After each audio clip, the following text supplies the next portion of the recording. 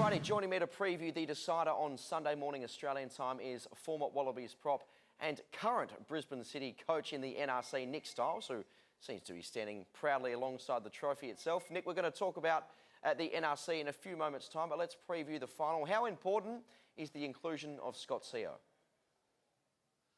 Yeah, definitely great having Scott back in the Wallabies squad for the grand final. You know, you want to pick your best players and have good depth across the board. And with Scott Seo and James Slipper as your two loose heads, you've got a fantastic combination.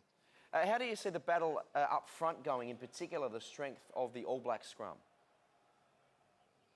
Yeah, All Blacks have had a good scrum over the years, but I do like the work the Wallabies have done in the last 12 to 18 months with their scrum, and I expect them to perform very well in that grand final. Rob Simmons and Kane Douglas especially have proved pretty effective in the second row, especially in open play during the World Cup. How are they going to match up against the All Blacks line-out? Yeah, fantastic combination the Wallabies have got in the second row, and I know all Queensland Reds fans in 2016 are looking forward to seeing them in Reds colours, but I reckon you'll see they're a good blend. You've got the power of Kane Douglas and then the athleticism of Rob Simmons, and what's going to be important in a tight game, which the World Cup will be, is to win your line-out ball, and Rob Simmons is as good a line-out caller as there is going around in the comp.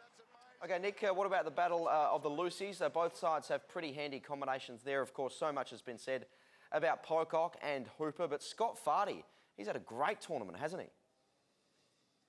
Yeah, really the unsung hero, I reckon, of this Wallabies side. You know, for the last few years he's been there. He's just been toiling about his business. The work rate he gets through really allows Michael Hooper to play a looser style of game. And for a big man that Scott Fardy is, his capabilities to turn those balls over at the defensive breakdown, along with David Pocock, I firmly believe is going to be the difference in this game.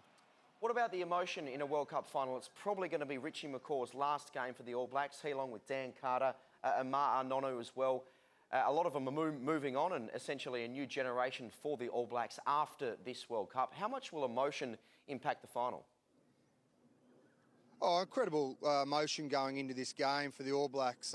But to be honest, you know, they're such seasoned professionals. Those players you spoke about, you know, they're way past thinking about individual accolades, and you know their priority will be to win the thing, just like the Wallabies.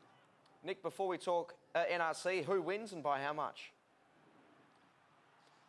I've been saying all year I don't see the All Blacks winning, and now that the Wallabies have made the final, I'm firmly behind the fact that the Wallabies will win this game. It'll be a tight game, and I think they'll win by 3 points.